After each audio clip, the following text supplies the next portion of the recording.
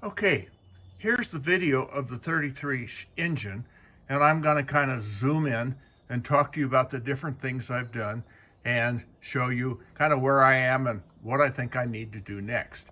If you look in first, you'll see here's that umbilical cord that I talked about that connects to the starter for power from the truck on the other side. Let's move into the starter. Okay, here's the starter, like the one I showed you on the bench. And if you look at it, you'll see that their sign says Delco Remy. So these were made by Delco Remy for Chevy in 1933. Also in top it is the switching device. As I mentioned before, when you step on the starter button, I don't have the equipment installed yet to show you how that works. But what it does is it engages this switch, which puts power to the starter. I'm going to pull this switch off, and I want to show you the inside of the starter button. You'll notice there's a big piece here, and it seems to have a connector here, and indeed has a connector down inside. That's what's connected to this shaft. So when you push in the shaft, what happens, this comes forward, makes a contact with this copper connection inside, and this one right here makes a connection with the connection that's on top of the starter here. And that's what puts your voltage to your starter to get it started. Now, you're going to say, well, wait a minute. You're only talking about one source of electricity. How does that make it work? Remember, on vehicles, they essentially work with a wiring system that works with one wire. That saves a lot of wire and a lot of trouble. The body of the car, or the engine itself, becomes the ground. So anything that's connected to the engine or the body is grounded, which in this case is your negative pole battery. So the engine, the frame, is connected to the negative ground of the battery, and then you wire to the positive ground here, so that when you push the switch in, you have a complete electrical connection between positive and negative, and that's what makes the motor work. So if you've never looked at that or understood that kind of thing, that's basically how that works. And again, I might go into more detail on the starter and how it works inside. I showed you the starter earlier. You can see how it bolts up here. The little part where the gear comes together is up in here that connects to the flywheel that's back up in here. In fact, there's a hole here. I'm going to move this around over here. Okay, if you look at this shot, you'll see the hole, and inside the hole, you will see part of the flywheel. Remember, the flywheel is connected to the crank of the motor. So when the starter motor turns, it connects to this gear, rotates it, rotates the engine, and effectively we start the engine. The first thing you do is pour in Mystery Marvel oil or diesel oil, and there's a number of other choices that people will talk about, but you're going to pour them into the cylinders on top of the piston.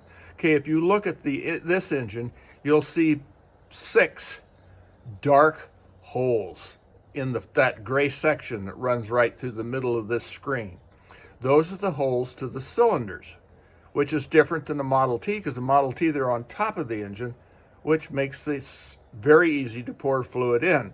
On this one, you can use a funnel and pour it in through a funnel, or one of the things I like to do, I have a special oil can that I can fill full of the oil and just pump it into the cylinders. So when you pump it into the cylinders, you let it soak in. You hope it soaks around the valves. You hope it soaks down into the cylinders and gets to the rings and begins to loosen up those parts of the engine.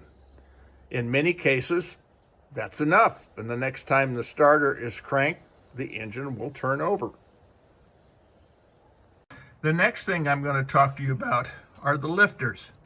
On an overhead engine, what happens is we have lifters.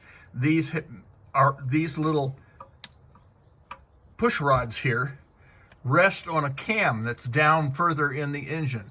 And that cam goes around, and as it goes around, it has little lobes that either push these up and down. When they push them up and down, then they hit the rocker, and they tilt the rocker. And when the rocker is tilted, it pushes on the top of the valve and open or closes the valve. You'll see the valve here. After trying to turn the engine over, after I had soaked it well with oil in the cylinders, then I thought, well, maybe the valves are stuck or holding up what's going on. I couldn't really rotate the engine long enough to see if all of these were operating properly. So what I've done is I've gone and take the adjustments at the top of each one of these. See, these screw in to the lifter. And when you adjust the valves, there's a feeler gauge you put in under this part here. And you adjust this up and down so you get your proper adjustment here for your exhaust, you get your proper adjustment for your exhaust or your intake valve. So I've loosened all of these up to release pressure off the valves, and again tried to turn the engine over to see if it was free. I made some progress, which I will demonstrate to you in a few minutes. If you notice, this engine looks quite beautiful. Well, it was completely rebuilt and gone through about 20 years ago. But again, it sat in a box all that time, and during that period of time, the engine has frozen up. So my job is to try to get it loose again, get the engine running, so I can drive this car. So that's part of what the purpose of this series of videos is going to be about. Next, what I'm going to do, I'm going to connect the starter up with the umbilical cord. I'm going to pull in my Ford, connect the umbilical cord to my Ford, and let's push the starter button and see what the heck we get. Okay, stay tuned to see whether you hear or That's part of the process of trying to restart a frozen engine. Okay, see you in just a moment. Folks, Molly, here's Molly, my mechanic that shares work with me. Do you have anything to say to my people about this project, Molly? Huh? What's your thoughts, Molly? Oh, I see you're like me. You're kind of pondering the solutions. Okay, off we go.